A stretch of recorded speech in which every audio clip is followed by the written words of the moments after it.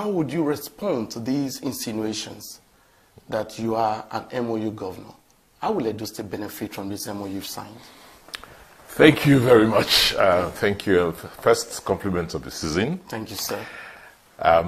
Well, I think for most people, they can't understand the sort of transformation that we're undertaking in Edo State. Okay. Up till now, they used to describe Edo as a civil service state.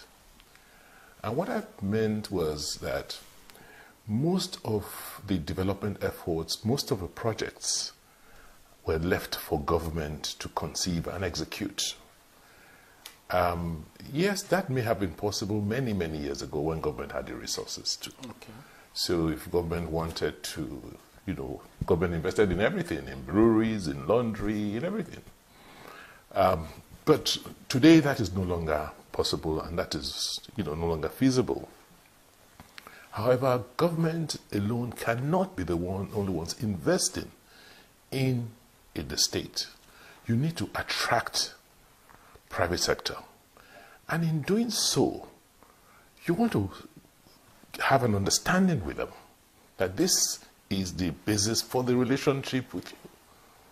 We want to invest in agriculture. Government is not a farmer, but the investor who wants to come and do a big transaction in agriculture within the state would like some understanding. What are you going to do for me? What are you providing? What security do you give me? So you're going to a memorandum of understanding with the private person who wants to come, or with whoever the investor, that wants to come into your state. So that's the basis for. Nobody will come in and just throw their money without reaching an understanding with you as government. So, so people who talk about MOUs, they need to be educated. Okay. They grew up in an era where government did everything and government was everything. Yeah. So for them, MOU looks strange. MOU looks, but nobody who is going to work with government who is worth its salt, that will not have an understanding, and therefore go into a memorandum. Then after that, you can go into real contracts if the transaction so requires. Okay. So that's the basis. And that's why you are seeing more private sector investments come into the state.